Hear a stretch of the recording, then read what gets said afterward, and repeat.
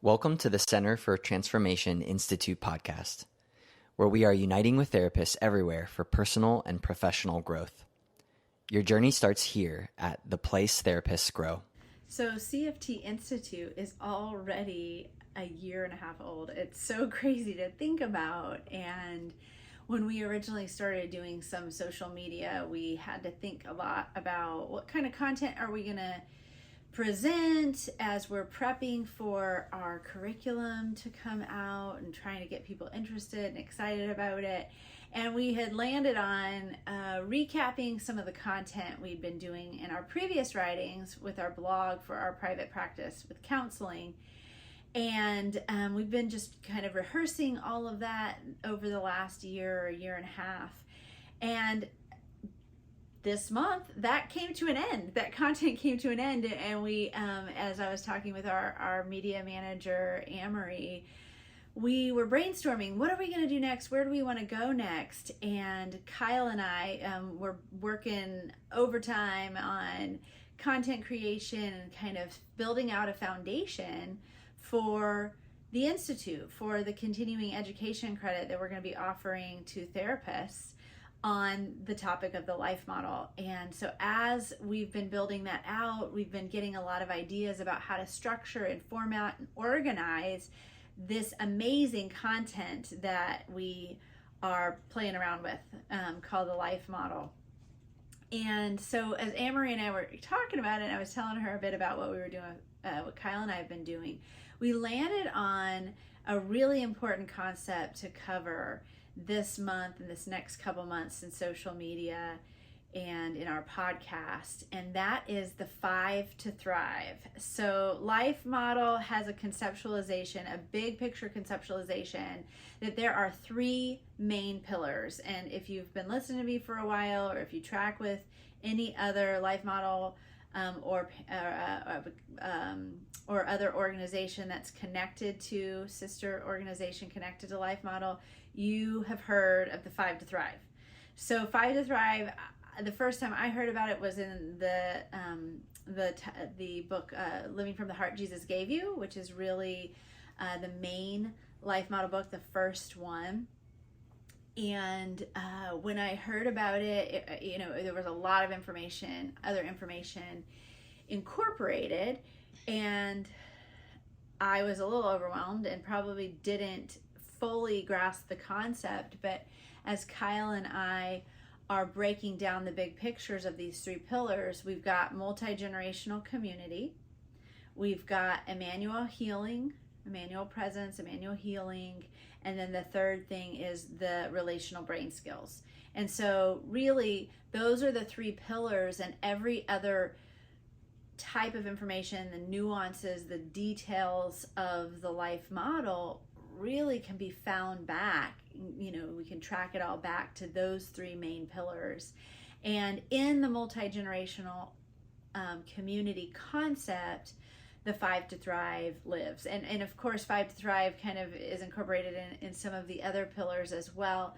But when we think about 5 to Thrive, when we think about kind of the roots, the foundations of what it can be tracked right back to multi-generation.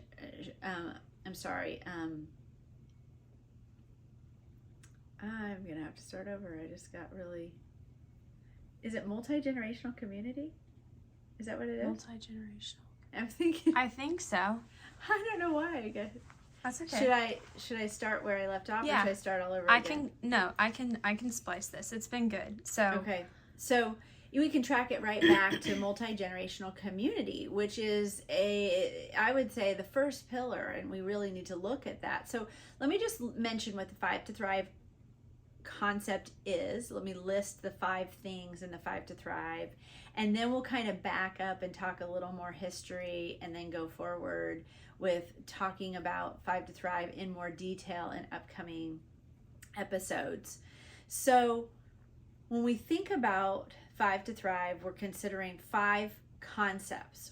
The first concept is that we all need a place to belong. Then we all need, number 2, a place to receive and give life. So we're practicing that receiving and giving. with our community, the place where we belong. You can see how it's hierarchical, and you can point back to the first one to see that the second one can take place. Then you've got the third concept, and that is a place to recover from the things that have gone wrong, our malfunctions, or as therapists, we oftentimes call those our traumas, the things that have wired our brain in maladaptive ways, and we need some help rewiring those networks so that we can live adaptively in the world. And then the fourth thing is a place to mature, which if you haven't listened to our podcasts or our other offerings this last couple of months, we've been talking about that concept of maturity. And then the last thing is a place to learn to know our own hearts, learn to know who we are, what our identity is, what it means to be us in the world. And so how can we do that unless we go back to the beginning, have a place to belong? And so that is what the 5 to Thrive is. It's an overarching concept of these are the 5 things that a human needs to survive. And that human concept of thriving isn't just an American society concept. It's not just a Western Hemisphere concept. It is an entire human race concept, and it's not specific to a certain ethnicity. It's not specific to a certain age group. It really tracks with all of us, and I think that's what we really love about the life model, or one of the things that we really love here at CFT Institute about the life model is it's multi-generational, multi-ethnic, and we can really see that across the span of time throughout history, this is what we have all needed as humans. And so it's really important concepts for us to understand, digest, engage with. For myself, I first heard about it, like I had mentioned earlier, in the book Living from the Heart Jesus Gave You, which was a groundbreaking book that Life Model put out before they were even called Life Model, when they were back in Shepherd's House, which was a therapy practice in California. I think they even got their start in the 70s and 80s. And then that book was written somewhere in the 90s.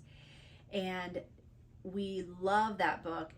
There's been edits of the book. It's very scientifically accurate, and we can go back to it even from a theological perspective and say, hey, this is good stuff. This is stuff we can apply to our lives, both spiritually and psychologically, and stuff that we can use to integrate into our own communities, and we can see ourselves grow. So that's the first book I ever read. One Saturday morning, I opened it up, and I always say it felt like the nexus of my universe converged, and I was so excited because I was a youth pastor's wife for many years. Then we were doing a small church plant for many years, and I had my foot in that ministry world at the same time I had my foot in the psychological world with being a mental health counselor, and oftentimes felt that I didn't know how to walk in both worlds and feel congruent. It felt a little off balance and confusing for me, and I didn't have a sense of knowing how to even conceptualize it until I ran across the life model, and I did really feel like I'd come home. It really scratched an itch that I had never had scratched before. And I think one of the things in the first few pages of that book that really hit home for me was the concept that as therapists, we're not expected to be perfect. We don't want to be putting on a show for our clients and pretending like we've got it all together. There's a misconception that when we do that as therapists, we present ourselves as the person who's kind of got it all figured out, and we don't need to solve any more problems. We back then we did, but now we figured it out, and we presented ourselves as the experts. It can be very intimidating and really work against what we're trying to do in the therapeutic setting, in that we want to let our clients know we're real. Now, their therapeutic setting is not for the therapist to present their problems to the client in a way that the client helps the therapist, which was funny this week. One of my clients said, do you need to come over here and sit on this couch this week? Because one of my kids left for college, and I was a little weepy, and I was telling them, yeah, it's been a hard week for that, but we kind of laughed about it. But, that's not my role. They're coming in so that I can help them contain and absorb and kind of conversate about what's going on for them and how we can help that. But if as therapists we don't let our guard down and present ourselves as people who are wounded as well, who are just working out this human thing as well, then we won't be able to attach to our clients in the way that's needed, in the way that can be most helpful. And so I think that's what really helped me in those first few pages of Living from the Heart Jesus Gave You, which also, by the way, Living from the Heart just came out in Audible, so it's an audio. There is an audio version now, which is great. So if you haven't listened to it or read it, definitely check it out. But 5 to Thrive is first presented there, and the way that I got connected to this book at all was through a Teen Challenge Boys Home here in North Carolina, in Conover, North Carolina Boys Academy. John and Darylyn Steigerwald are the directors there. They do a great job, and when they had first gotten started with their academy, they were bussing the boys over to see me in the town where I was practicing in North Carolina. And John handed me the Living from the Heart Jesus Gave You book one day. And I was really thankful for it, but I didn't necessarily feel a pull to read it. And then I have so many books as a therapist. And so I thought, well, someday I'll get to that. And oh man, I'm so glad that I did. And I know that for those first couple years, and even now, I'm still working a lot with North Carolina Boys Academy. I'm on the board this year, and I'm an avid supporter of their program. But even in those first couple years, as we were both learning about the life model and getting excited about what it was, I remember John mentioning the 5 to Thrive a lot. And so where I found that it was a little lost in the shuffle for me of all the terminology, all the newness of the model, and just trying to absorb it, and you'll notice that there's a lot of phrases and wording that just it's like a different language, life model language, and there's a purpose in that, and it helps us to absorb the information in our, not just our left brain, but holistically. So John would mention it a lot, and I think the reason he mentioned it a lot in those early years especially is that when he would conceptualize the teen boys coming into the academy and needing a place to belong, a place to receive and give, a place to recover, a place to mature, and a place to learn to know themselves. That really is their program. Their 15-month program is like, let's do this 5 to Thrive. If we can get all that done, then these young men can enter back into society, into their culture, and they can know who they are in the world. They can walk out their destiny. They can be a fully alive human, where when they enter, they're so hurting, and a lot of times it's because of something's wrong with their belonging place, something's wrong with the traumas that have happened in their lives, something's happened where their development has been abruptly taken, their healthy development has not been capable of happening in their life, and so they've needed that. So that's how I first heard about all this, and through the years, as I conceptualized it, I always go back to it in my groups, in the therapy office, in my groups outside the therapy office, in my own mind, as I'm thinking about my children, my own heart, my own thriving experience. I'm going back to these 5 concepts that Life Model sets out for us as a place to, a track to run on. You know, it's not, life isn't easy. Healing has ups and downs and curves. It's not a step-by-step process that's simple, but if we have the guardrails of a concept of what it looks like to become a fully alive human, somebody who's actually thriving, not just surviving, then it helps us figure things out, know we're on the right track, and have more hope and motivation for the road ahead.